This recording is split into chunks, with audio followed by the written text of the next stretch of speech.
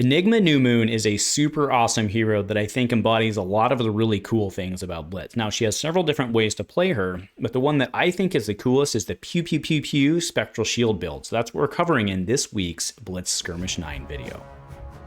A huge shout out to our channel members for supporting what we do here. If you want to get involved with the channel and the Dice Commando community, please consider joining as a channel member. Remember, these videos are only possible with your support. You can show that support with a like, a subscribe, and by leaving us a comment and sharing your feedback.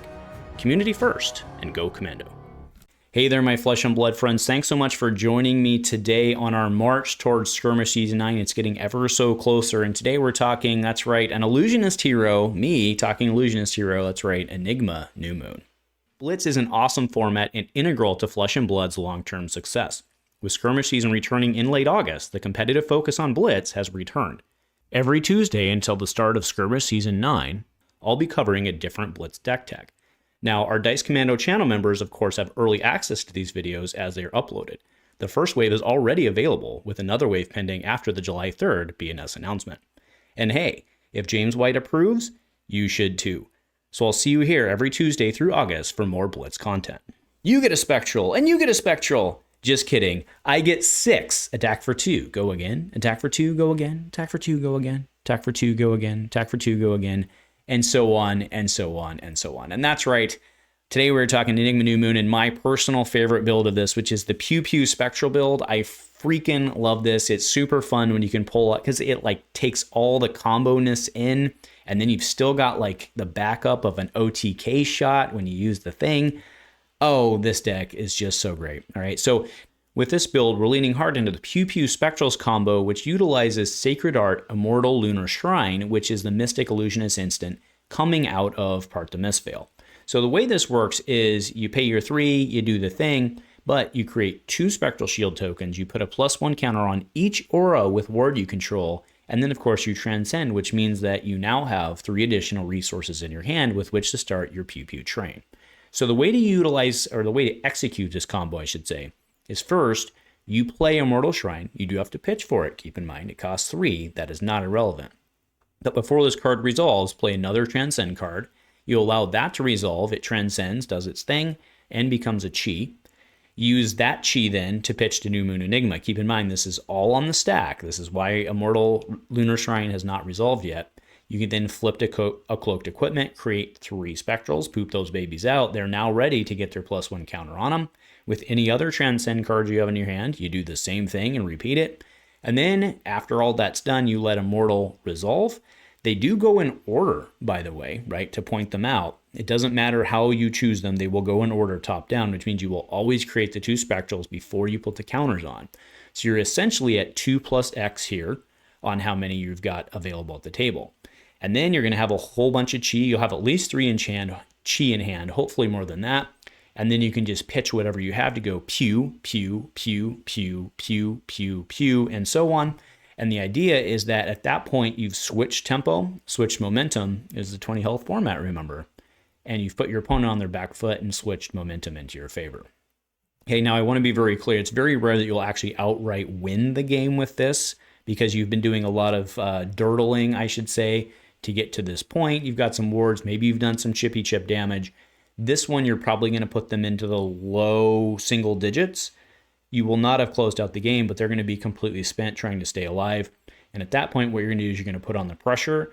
And then, of course, you're going to move towards your end game, which is to try to pitch 9 Chi and come for 20. Okay, so let's go ahead and go into my deck build on this one. Okay, so this is New Moon Pop-Off for Skirmish 9. What you can see here is we have the pretty standard equipment suite that we've talked about already. We're on Cosmo, because you need that for the goes. We're on Diadem, Heirloom, Meridian Pathway, which, by the way, in of itself does not have ward, and then Wave of Reality. Okay, going into the deck, we have Astral Etchings, red and blue. So this is put 3 +1 counters on target aura with ward. If you control a Spectral, play it as though it was an instant. Okay, so that one's pretty easy to achieve. That is a rare, unfortunately, for Enigma and Commoner. Just want to throw it out there. I am playing Fate Foreseen. We have Haze Shelter. So this is ward X, right? This is an instant. Ward X, where X is 4 if you pitch to blue, otherwise it's 1. You can pretty much make sure that you're pitching a blue on that. We do have Sink Below. We then have a card which, this is kind of my spice. I haven't seen this out a lot yet anyway, at least as of the time that I'm shooting this. But Spectral Procession's attack is equal to the number of shields you control. Well, at the very least, getting use out of this is probably coming in for 3 or 4, right? Just because of how she works. We then have Waxing Spectre. If you pitched a blue card, enters the arena with a +1 counter. Okay, seems pretty good. That means it naturally has the go again. Okay, do keep in mind, this is not normal Enigma. You do not get your first swing for free. You have to pay for it, but this being a 2 means you can at least come in with this one on the same turn that you play it, okay, because this is an instant. We then, of course, have Restless Coalescence because this card's crazy with all the bouncing you can do. And so you come in, you make it stronger, you bounce, you just keep it alive. Really good card. Really good card. Okay. In terms of chi cards, we have actually let's skip that. We'll talk about the chi cards together. We have Battlefront Bastion. We then have Cosmic Awakening. This is our kill shot. Need I say more? We have B Strike because B Strike is crazy good when we're playing something with blues. Look at the number of blues, 26 blues in this deck. Oof, it's crazy. Something I haven't seen other people playing, which I think works really well, is Moon Chakra. So the next time you be dealt damage, prevent 1, and if you've transcended, prevent 3. Well, remember, you can play this as an instant, keep it on the stack, do the thing, because we have a lot of chi cards. Most of the time, this is going to come in and prevent 3. Not only is it preventing 3, it's keeping your stuff alive, and it's letting you transcend because you're playing a blue card on your opponent's turn. This card's really good. This card's really good. I'm surprised I haven't not seen more of this one. Now, Manifestation of Mirror Guy. This card's garbage, right? Oh no, this card's super good. This card's crazy good. Just offensively, let alone everything else it does. This card's good. Okay, double value attack. Super good. Just got to be able to pay for it. That's the only challenge. Okay. We then move into Shimmers of Silver, because I don't know why you wouldn't play this card. Again, if you put your opponent into this weird space where they have to continue to try and attack you to get your ward off the table, they really don't want to deal with Spectra, right? So we're playing that one. And then we're, of course, playing Unravel Aggression. If Chi was supposed to play this, draw a card. Even if you don't, 3 for 5 is not bad when you consider that you have so many blues in your deck. Okay, now if we go through the Chi cards, as I mentioned, we're playing Drop in the Ocean, Homage to Ancestors. Who hates gaining a health and then getting 3 resources out of the deal? We have Passover. We have Preserve Tradition, Rising Sun, Grain that tips. The +1 is so dirty. Stir the Pot. Of course, we have Sacred Art. And then the last card I want to talk about, Phantom Tidemod. Now, this is one that is no secret because you all saw what happened to the price of this card when the set was released.